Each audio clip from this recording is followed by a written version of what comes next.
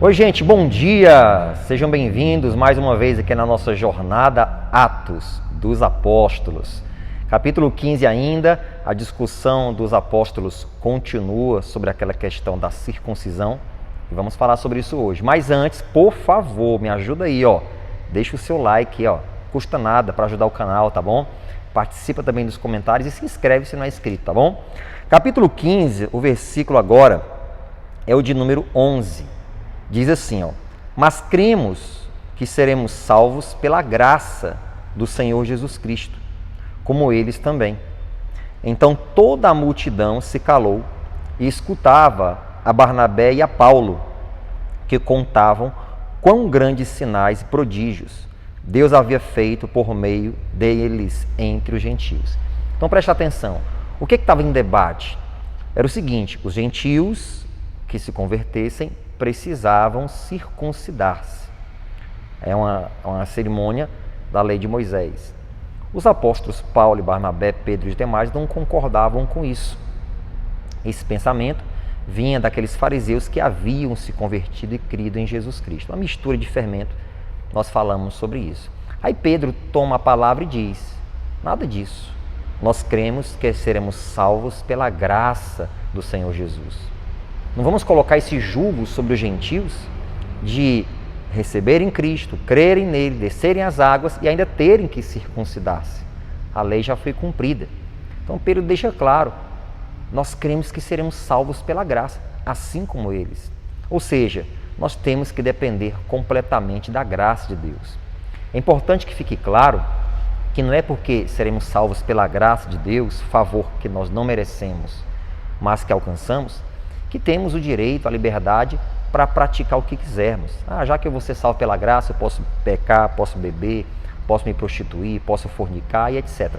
Nada disso. É necessário uma obediência. Mas a salvação não é por méritos. A salvação não é por bondade sua. A salvação não é porque você é um crente bonzinho. Não. A salvação é pela graça.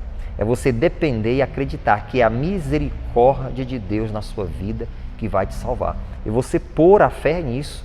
Pela graça sois salvos, mediante a fé, disse Paulo. E isso não vem de vós, é dom de Deus.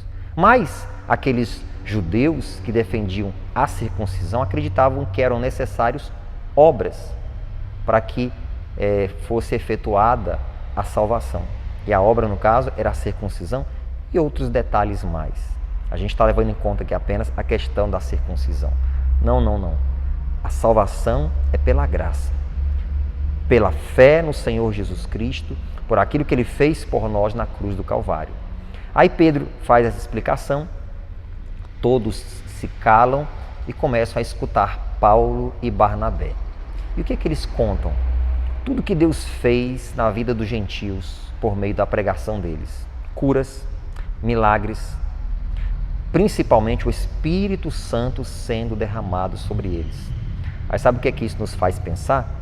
Nos faz pensar o seguinte, que assim como para a medicina, para a ciência, é satisfatório uma experiência conclusiva, assim como para outras ciências, como o direito, por exemplo, é satisfatório uma causa decidida, a mesma coisa é para o Evangelho. O milagre, a confirmação através do Espírito Santo na vida de uma pessoa também é suficiente. Paulo, ele deixa claro para aqueles que estão ali presentes: vocês acham que se Deus ele não quisesse salvar os gentios, ele teria batizado eles no Espírito Santo? Teria confirmado a pregação com milagres, com derramado o seu Espírito na vida deles? Paulo deixa claro isso. Então, aqueles milagres que aconteceram nos gentios, na vida deles, Paulo, Barnabé, Pedro deixam claros que é o suficiente para que eles possam ser aceitos na comunhão da igreja e é o suficiente para que eles sejam salvos. Então ali todos se calaram e subentende-se que eles compreenderam que Paulo, Barnabé e Pedro tinham razão. Lá no seu interior eles tinham essa convicção. Isso era o suficiente. E eu vou dizer uma coisa para você, e é verdade.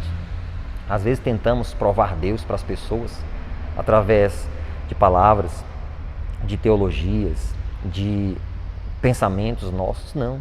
A melhor maneira de nós apresentarmos Deus e a sua graça às pessoas é através dos milagres, é através do agir do seu Espírito Santo em nossas vidas e na vida delas. É a melhor forma.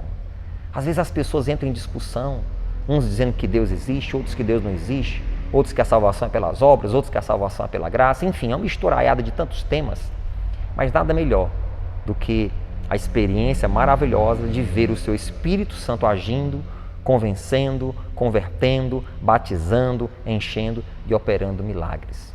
É isso que, naquele sínodo, Paulo, Barnabé e Pedro, eles deixam claro para as pessoas.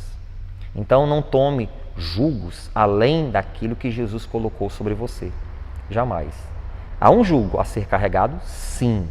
Jesus disse, o meu jugo é suave. Tem um jugo, mas ele é suave. O meu fardo é leve. Tem um fardo, mas ele é leve. Não existe evangelho sem cruz. Que fique claro isso. Cruz fala da nossa responsabilidade.